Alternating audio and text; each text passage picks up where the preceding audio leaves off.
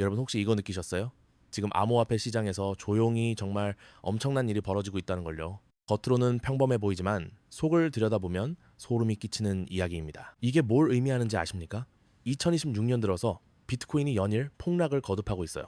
하루에 10%씩 빠지는 건 이제 일상이 됐고요. 도대체 무슨 일이 일어나고 있는 걸까요? 오늘 제가 준비한 이야기는 단순히 암호화폐 가격 하락 그런 뻔한 이야기가 아닙니다. 정말 충격적인 반전이 기다리고 있습니다. 2026년 1월 워싱턴 DC 의회에 낯선 움직임이 포착됩니다. 바로 루미스법 폐기 논의가 본격화된 거예요. 그리고 동시에 비트코인 구제금융 계획이 전면 백지화되면서 시장에 충격파가 몰아치기 시작했죠. 세상의 모든 핫한 이슈 리딩과 함께하세요. 구독, 좋아요, 알람 설정 부탁드립니다. 숫자 한번 보세요. 1월 초 8만 달러에서 2월 현재 6만 달러로 무려 50% 하락입니다. 이게 단순한 우연일까요? 천만에요. 데이터가 말해주는 진짜 의미를 파헤쳐 봅시다. 첫째, 루미스법 폐기 논의입니다. 신디아 루미스 상원의원이 주도했던 이 법안은 미국이 비트코인을 전략적 준비 자산으로 보유하는 걸 목표로 했어요. 상식적으로 생각해 보세요. 미국 정부가 비트코인을 공식 보유하겠다고 나서면 어떤 신호가 될까요? 전 세계 기관 투자자들에게는 들어와도 된다는 허가증이나 다름없죠. 그런데 지금 그 법안이 폐기 수순을 밟고 있어요. 둘째, 비트코인 구제금융 계획의 전면 백지화입니다. 작년까지만 해도 미국 재무부는 암호화폐 시장 안정을 위한 구제금융 방안을 검토하고 있었거든요. 전통 금융기관들이 암호화폐 투자로 손실을 입을 경우 정부가 나서서 지원하겠다는 계획이었어요. 하지만 2026년 들어 이 계획이 완전히 뒤집어졌습니다. 정부가 더 이상 암호화폐 시장에 개입하지 않겠다는 강력한 신호를 보낸 거죠. 셋째, 규제 당국의 태도 변화예요. 게리 겐슬러 SEC 위원장 후임자가 들어오면서 완전히 다른 기조를 보이고 있어요. 암호화폐를 투기 자산으로 규정하고 강력한 규제를 예고했거든요. 우리가 알던 그 우호적인 정책 환경 뒤에 이런 변화가 있었다는 거 진짜 충격적이지 않습니까? 많은 분들이 비트코인 옹호할 때 꼭 꺼내는 카드가 있어요. 야, 그래도 비트코인은 디지털 금이잖아. 맞습니다. 하지만 여러분, 우리 조금만 더 깊이 들어가 봅시다. 디지털 금이라면서요. 그런데 왜 정부 정책 하나에 이렇게 휘청거리는 걸까요? 지금까지 들으시면서 뭔가 수상하다는 느낌 받으신 분들 많으시죠? 비트코인이 이렇게까지 떨어지는데 정부는 가만히 있을까 하는 의문도 드실 거예요. 맞습니다. 그래서 이 이야기의 진짜 긴장감은 이제부터입니다. 왜냐면 비트코인의 시작은 지금과는 너무나도 달랐거든요. 2008년의 그 혁신적인 비전을 알게 되시면 지금의 이 상황이 얼마나 뼈아픈지 느끼실 겁니다. 시계바늘을 2008년 10월로 돌려보겠습니다. 리먼 브라더스가 파산하고 전 세계 금융 시스템이 무너지던 그때 사토시 나카모토라는 익명의 개발자가 혁명적인 백서를 발표해요. 제목은 비트코인 피어 투 피어 전자화폐 시스템.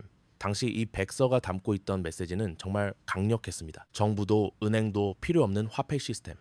사람들이 직접 거래할 수 있는 탈중앙화된 세상. 2008년 금융위기로 기존 시스템에 대한 신뢰가 바닥을 쳤던 상황에서 이런 아이디어는 희망 그 자체였어요. 초기 비트코인 채굴자들은 돈을 벌기 위해서가 아니라 진정으로 금융민주화를 꿈꿨거든요. 2009년 1월 3일 첫 번째 블록이 생성됩니다. 제네시스 블록이라고 불리는 이 블록에는 특별한 메시지가 담겨 있었어요. 영국 더 타임스 신문의 헤드라인을 그대로 옮긴 거였죠. 영국 재무장관이 은행들의 두 번째 구제 금융을 검토한다는 내용이었어요.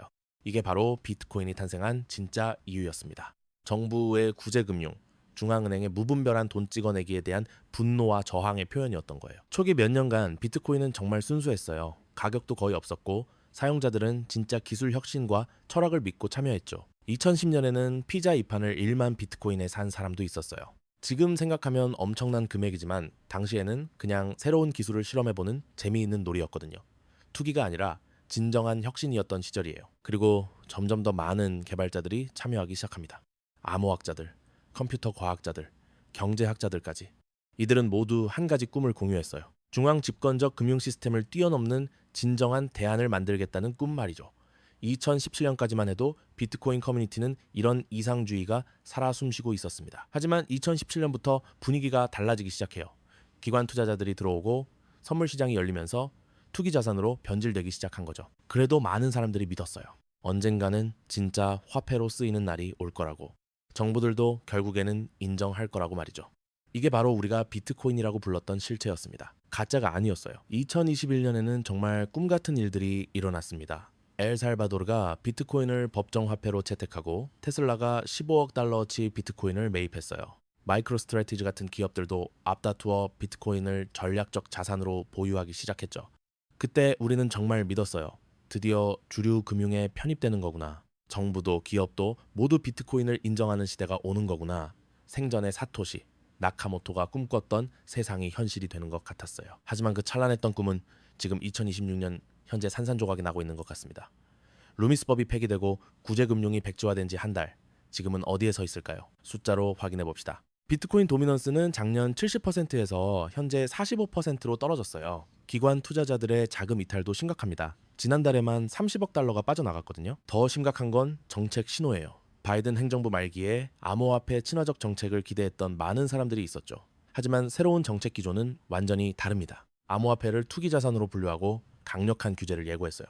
CBDC 중앙은행 디지털 화폐 도입도 가속화되고 있고요. 정부가 직접 디지털 화폐를 만들겠다는 건데 그러면 비트코인의 존재 이유는 뭐가 될까요? 기관 투자자들의 반응도 냉혹합니다.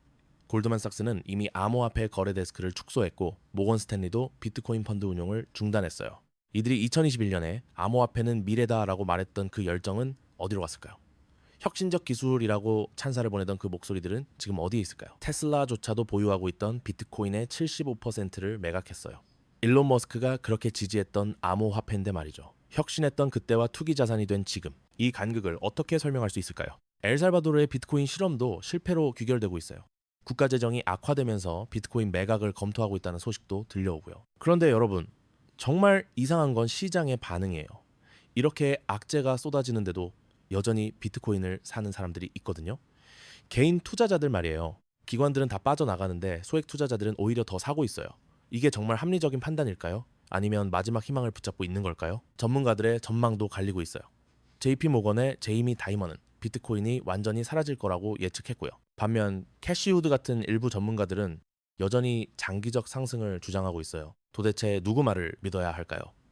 2026년 현재 시점에서 비트코인의 미래는 정말 불확실해 보입니다. 더 걱정스러운 건 암호화폐 생태계 전체의 위축이에요. 스타트업들이 하나둘 문을 닫고 있고 개발자들도 다른 분야로 떠나고 있어요. 블록체인 기술 자체는 여전히 유용하지만 투기적 암호화폐와는 분리되어 발전하고 있거든요.